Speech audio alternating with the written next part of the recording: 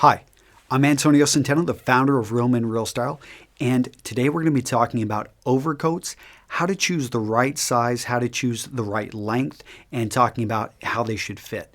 If you haven't yet, make sure to subscribe to our YouTube channel. This is pretty easy to do, and once you subscribe, the videos will come right to you. You won't miss a single one. In addition, if you enjoy this video, please like it. And this is important because when you like the videos below, all of a sudden, more men know and more men are going to find these videos. And we try to make these things really useful, so please like them. In addition, we also link to a great article down below. It's going to be more information about overcoats, and I always try to link to very relevant articles which are going to support exactly what we're talking about. So the question I received was, I am thinking of buying a fall or winter coat that would look good worn over a suit, but determining what kind of style and especially the length would look good is proving to be insurmountable. I was hoping that you could write an article that would shed some light on the subject. Also sizing, what size should it be, and what length should it be? How should it fit in the shoulders? These are all questions that I can't seem to answer. Choosing a jacket, especially an overcoat, is a little bit more difficult. One of the problems is that when you go out there, your options are almost always limited. So you're going to have to go usually to a nicer men's store. If you go to actually a store that maybe specializes in jackets, you'll be able to find a wider range. The key is don't so much focus on the length. And if you ever err on anything on the length, always go longer than shorter. And I'll talk about why. So the first thing is make sure it fits you in the shoulders, because if it doesn't fit you in the shoulders, they can't make it any bigger. If it's going to fit you a bit smaller, then look for something that's called a raglan shoulder. And that's a shoulder. It's not like a suit jacket that actually the jacket sleeve is built separate. That's one that actually goes over. And these type of shoulder builds are really good if you've got oversized, overbuilt shoulders, or if you're going to be wearing an overcoat that's maybe a little bit big on you, because it'll help to hide and give you a little bit more slope in the shoulders. Now, if you have really sloped shoulders, you're going to want to go for something that does have a square cut. So look for a regular jacket build on that overcoat. So once you know it fits you in the shoulders, then you want to feel how it fits you in the chest. If you've got more than, let's say, 2 inches of room that you would like to adjust, be careful about buying that jacket, because if you're going to have to bring it in more than 2 inches, an overcoat's going to be more expensive because the seamstress you take it to, she's going to have special equipment because of the thickness of the fabric. In addition, if you're going to want to open this up, make sure that there is fabric in there. And if you can't see on the inside of the overcoat, or you can't see there's fabric, be very careful. Manufacturers, they don't give overcoats a whole lot of room, so you may not even be able to open up the overcoat. You can always bring an overcoat in, and it may cost you a pretty penny, but it happens a lot that you can't open them up. The next thing is looking down. Does it fit you well in the hips? Does it fit you well in the stomach area?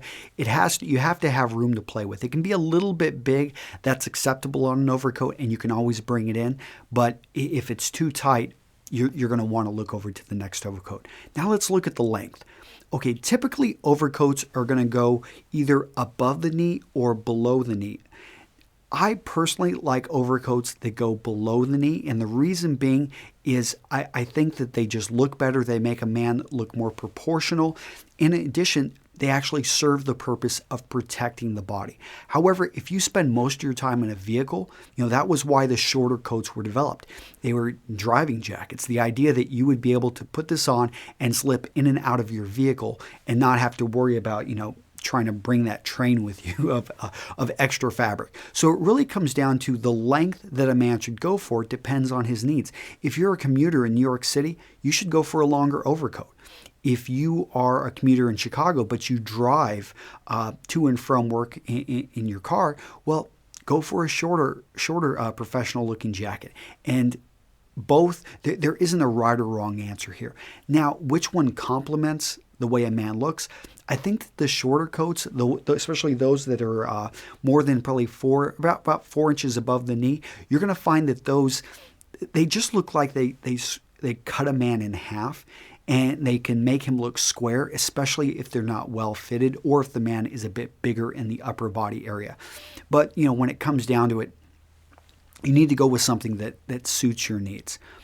Now, I alluded to why would you go with something that's a bit longer than what you need. So if you can find an overcoat, let's say you're going through a thrift store or you're going through the sales rack at Macy's, and you end up finding an overcoat that fits you really well, but let's say you do drive to and from work and you wanted it shorter, but this thing goes well below your knee.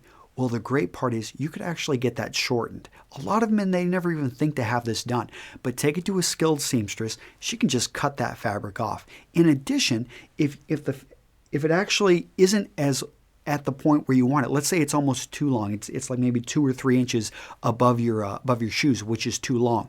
You want to actually have at least 4 to 5 inches of clearance above your feet. So if it's too long, you can bring that up, and that makes a big difference because it goes from looking sloppy to looking sharp. And oftentimes when you're wearing these overcoats, especially if you're commuting via subway, via train, most people are only going to see you in this overcoat. And so you want something that fits you well. And so don't be afraid to spend a little bit of extra money to get it tailored, especially if you take care of your body. They look really nice. I mean, my overcoat, I get compliments all the time. But again, it's made to fit my body, like many of my jackets. And it just blew my wife loves the way it looks on me. I've had people come up and just ask me where I've gotten it. They mistakenly think that it's the brand. It's not the brand. It's actually how it fits the man. Always when you're trying on an overcoat, wear the clothing that you would be wearing normally under it when you try it on. This is very important. Don't try to guess this because you're going to probably end up getting it wrong. So if you're not going to be wearing a suit jacket, then don't worry about that. If you are, well, then go over to another part of the store and grab a suit jacket just to put on and then go try the jackets on. But oftentimes men don't do this and they never get the fit right, or they get something that's a little bit too tight. All right. This has been Antonio Centeno with Real Men, Real Style. And if you've got any questions, reach out to me. We've got, you can just visit me over at Real Men, Real Style, and we've got multiple ways for you to be contacted. And take care, and I will see you in the other videos. Bye-bye.